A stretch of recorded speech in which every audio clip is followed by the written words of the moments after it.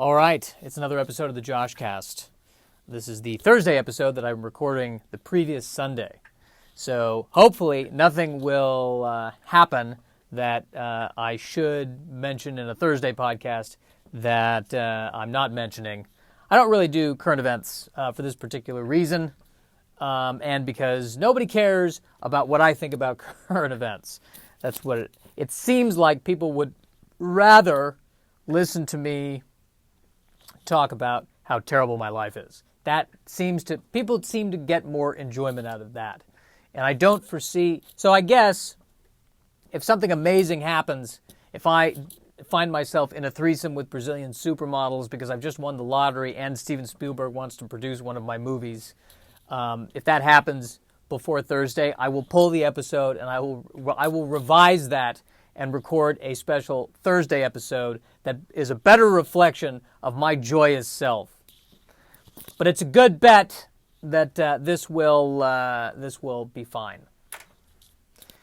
I already hate this episode because I'm listening to myself talk as I'm talking, and it's very I feel like I'm in my recording voice. I've got to get out of that. I've got to get authentic. I've got to get in the moment. Get present, Josh. Get present. So I went for a walk last Saturday, and I looked up at the sky, and it looked threatening, and I thought to myself, well, maybe, it's kind of cloudy, but maybe I can, before it really starts to come down, I'll be able to do this. And I didn't. It started coming down in the middle of the walk. And I learned some things about myself. I feel like I did exactly what my father would do, which is you see the evidence, you see the threatening sky, and you say to yourself, I'm sure it'll be fine. And then it's not. I feel like, whereas my mother would say, I've checked the weather report, I'm looking out at the sky, I also have built a small barometer, and I have done 57 different calculations over the last 3 hours, and I've determined that it is going to start raining in exactly 37 minutes. We should wait until after it rains. We should plan until after it rains and then take our walk. But I threw caution to the wind, my friends. I threw caution to the wind. And what I learned is that what I thought was a raincoat, or a trench coat, if you will, a coat designed for people in trenches. My trench coat did not keep the water out like I thought it would. I like my trench coat. I have a lot of warm feelings towards my trench coat. I got it because it kind of, it's a way for me to pretend like I'm Doctor Who without actually wearing the Doctor Who coats with the little question marks on them. So I feel very Doctor Who when I wear it. I don't look at all like Doctor Who. I look like a down on his luck attorney.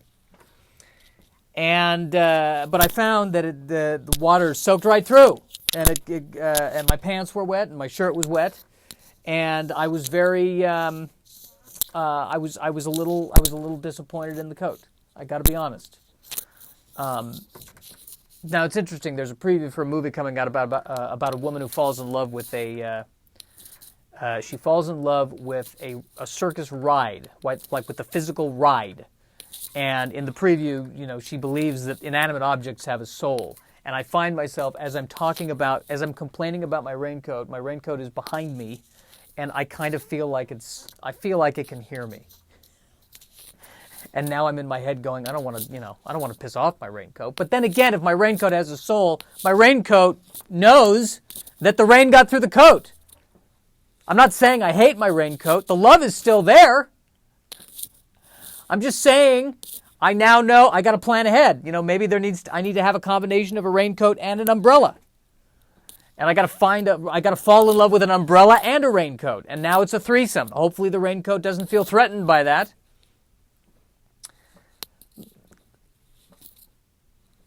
I mean, if I were in the raincoat's shoes, which is a weird metaphor because the raincoat doesn't have shoes. But if I were in the raincoat's position, I feel like I would be mature enough to say, yeah, I thought I could handle the rain and I can't. So don't call me a raincoat, call me a trench coat. I'm better in trenches. If you're ever in a situation where you're walking, you're about to walk in an area that is tunneled underground, I'm your coat. Trenches. That's where, if they're going to fight, if they're going to go back to trench warfare, call me and I'll be there. But rain, let's get a poncho. Do I look like a poncho to you? No, you do not look like a poncho, and now I'm terrified that I've hurt my raincoat's feelings. And that's what happens, people, when I am alone for too long. I'm afraid I've hurt my raincoat's feelings. That has happened. You have witnessed it happening on this podcast. That has happened. Naturally, as I got back from my walk, that was right when it stopped raining. That's how it works. So that's how the coronavirus, that's when it will be over right when I don't want it to be over. That's how that will work. So let me work really hard to want it to continue mentally. I don't want it to continue. It's horrible. But if I can get to the point where I really, really want it to continue, then it'll stop. So I'm working on it, America. I'm working on my obsessive compulsive magical thinking. I'll let you know. I did not have caffeine yesterday, and I was tired, but the overactive bladder got better. I had caffeine today. Now the overactive bladder is getting worse. It's a bit more painful down there. I don't know what's going on with my bladder and caffeine. Why can the two not work together?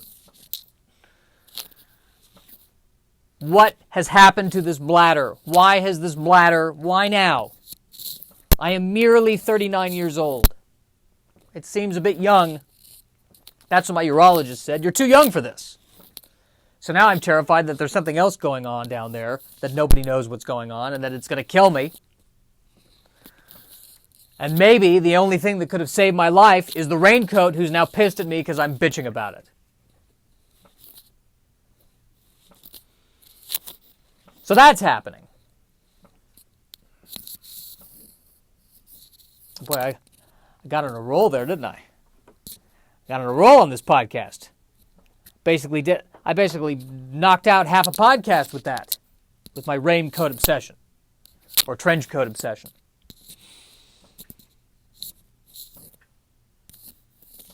So that's going on. What else what else should we talk about at this point?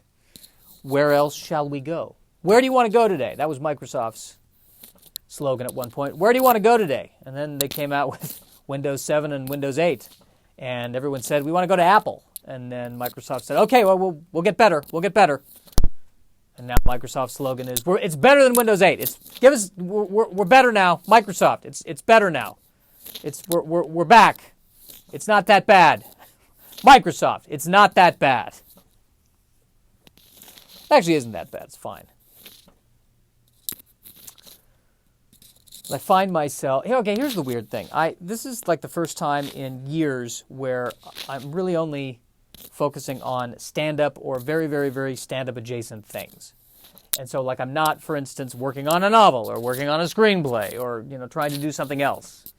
And on the one hand, I find I have more free time, actually, because I do my writing, and then I get up and do the Zoom shows right now, or the Zoom open mics, and then do my little TikTok videos. And now I've got, at the end of the night, I can, watch a movie or play some games.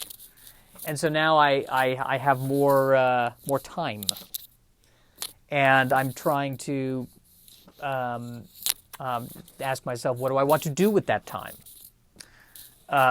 It would be nice to make love. That would be nice. It would be nice to do that. I don't know where and how to do that. I don't want to. I've said this ad nauseum. Don't want to do the dating apps. I just want to kind of let it happen naturally. Which, after only having one sexual partner in the span of 39 years, if that's natural, then I've got about another. What do I want to say? Another 25 years. Another 26 years before someone else comes along and we go at it again. So that's So I gotta wait. I'm gonna have to have patience and get a hobby of some kind that'll take, maybe drawing, or maybe throwing myself off a building. Kidding, everybody. Let's calm down. Let's be calm about this. I don't know what my type is. I think I've talked about this before. Oh, you know what? I'm not going to talk about that because I know I've talked about that before.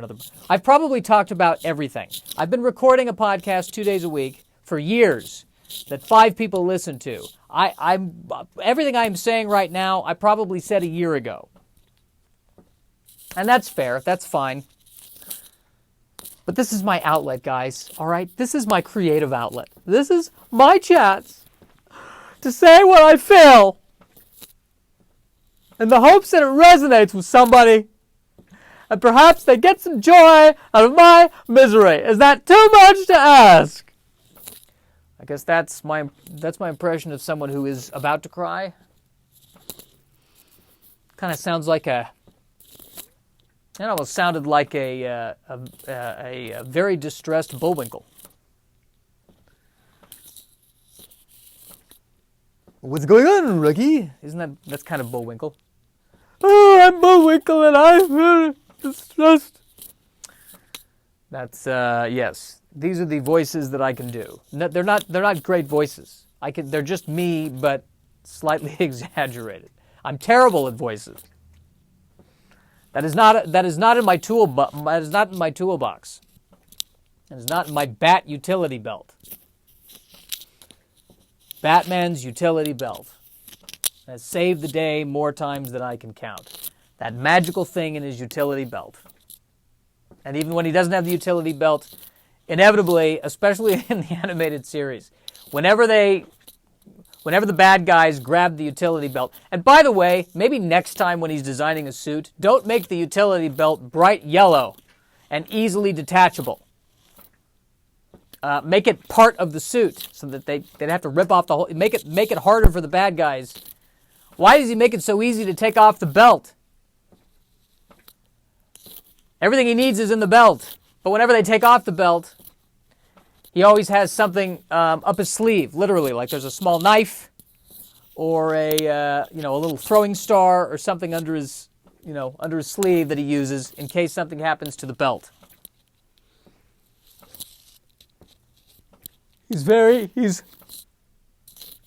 He's always prepared. He wouldn't have been caught out in the rain. He would have said, "Oh yeah, I knew when exactly it was going to start raining and when exactly it was going to stop raining, and I planned my bat walk accordingly." Because he likes to just take a 2-mile walk per day. Batman does, just to get the blood flowing. So he too can be on par with a 90-year-old woman who exercises by walking 2 miles a day. Sad thing is, this is probably the best shape I've ever been in my life, walking 2 miles a day. And I feel horrible. I can't lift anything. I don't think I can run. But I'm in better shape than I was before this pandemic. Liz Glazer has a great bit about that. That's where that came from. Where she's wondering, are we all mispronouncing words because we're all isolating? And I want to make sure I give credit to that. That is a Liz Glazer joke. You should check her out. I don't know her. Oh, she's doing another show at Flappers. She's headlining a virtual show at Flappers. Check her out. She won the Boston Comedy Festival this year. Check her out, people. Check her out. Check her out. Blue Man Group. I'm thinking about the Blue Man Group. I had a friend who was, I think, in it for a little while or almost joined it. And I remember seeing the Blue Man Group in high school. We went to New York and we saw them do their show, and it was a great, I guess, mixed video / visual / arts show. Very fun show, the Blue Men, putting blue paint on them and drumming and doing stuff that's cool. A fun, cool, hip show. They probably got a lot of... I bet they got a lot of ladies. The Blue Men, it was cool. That's what I remember about it, is that not only was it a great show, but it was cool. There are shows that are great shows, but not cool. And that's anything I ever do. The best case scenario, if I really, really work at it, if I work at this, and I'd be the best possible version of myself that I can be, I might be great, but I will never be cool. It's just not in my, I'm just not built that way. I'm just not that kind of transformer. I'm not that kind of, I'm not that kind of Autobot. I'm the Autobot that, by the way, I had this thought, Transformers thought, like if Megatron really wanted to infiltrate, shouldn't he transform into something like a Geo Metro? I mean, he transformed into a tank or a giant gun. No one would suspect a Geo Metro. He'd have taken over the world easily. That would have been easy for him. Optimus Prime is saying, Autobots, we must gather together. Blah! What happened? Megatron, he was the Geo Metro? He's huge. How could he fit into a Geo Metro? He does a lot of yoga.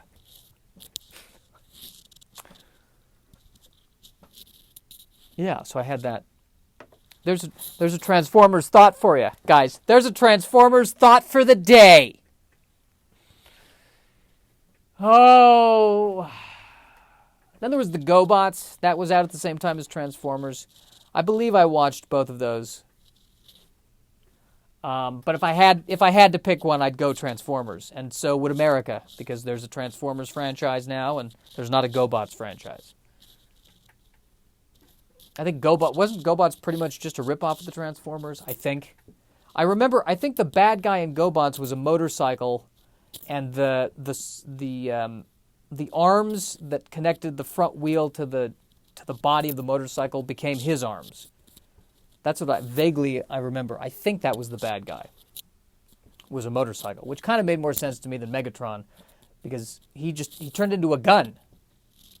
But somebody else had to hold the gun to fire it. That doesn't seem like a very... that seems like there's a lot of problems there. You got to coordinate with somebody else. And the Decepticons are, they work together, but it's not... they're not the definition necessarily of teamwork. It's a very autocratic situation fraught with betrayal. No, it makes more sense when he, like the Beast Wars Megatron, he was a T-Rex. That made sense. Though ironically, the T-Rex has very weak arms. Megatron always likes to change into things where he makes it hard on himself. Whether it's a gun, whether it's a T-Rex, there's a lot of other big, scary dinosaurs that would have had arms that would have been more useful. So it was very hard when he was turning into that T-Rex. When he was in that T-Rex mode, good luck trying to sign a check. It's payroll day again. Forgot about that. I can't turn into the T-Rex on payroll day. All right, guys. Well, you're gonna get your checks a week late. I forgot again. I'm sorry, everybody. What do you want? I'm a T-Rex. I'm not gonna be a Diplodocus. I'm Megatron. Megatron's not a Diplodocus. You out of your mind? Crazy. I'm a T-Rex. That's what I do. I'm telling you, if he was a Geo Metro, he would have won. The story would be over. He would have gotten the Allspark, he would have taken over, and we'd all be bowing under Megatron. So fortunately, Megatron, it never occurred to him to turn into a Geo Metro. We're all lucky. We're all lucky that Megatron didn't think of that. We should be thanking our lucky stars. And in the world of Transformers, the leader always has the cool name, Optimus Prime, Megatron, and then every other character, it's kind of a dorky name. Wheeljack, Bumblebee. I don't know. Every other Autobot name is kind of goofy. Ironhide I mean, Ironhide's fine. Ironhide's pretty cool. But it's still, compared to Optimus Prime. I mean, Ironhide even almost sounds a little bit like an insult. Yeah, he's an Ironhide. You know, it's, you don't want to be in bed with him. Or like they call him Ironhide because he has an acne problem. I don't know. Every other name is just kind of, not so much. RC, I don't even know what that means. That's just, was she named after a cola? An RC car? That's a weird name. Yeah, every other name. It's like if you're not the leader of the Transformers, your name cannot be cooler than Optimus Prime. That's a rule that he set down. If your name is cooler than Optimus Prime, it's over. So Hot Rod became Rodimus Prime. Unacceptable. Unacceptable. Optimus Prime had to come back. No. You go back to being Hot Rod, and I will be Optimus Prime, and we'll get this sorted out. You cannot be as cool as Optimus Prime. What's your name? Oh, I'm Honda Wanda. Perfect. Perfect. That's the kind of dorky name. Why can't all of you be like Honda Wanda over there? Wanda the Honda. I feel like that was a John Leguizamo bit in a sketch somewhere. Wanda the Honda. I can't remember what it was. I think it was him making fun of Transformers. Why am I quoting other people in this? All right, well, that's been this podcast. I'd like to special thanks to John Leguizamo and Liz Glazer for their shout-outs. I always cite my sources. Please don't sue me. Don't worry. I'm not making anything on this. I think one person from Spain listens to this. That's where we're at.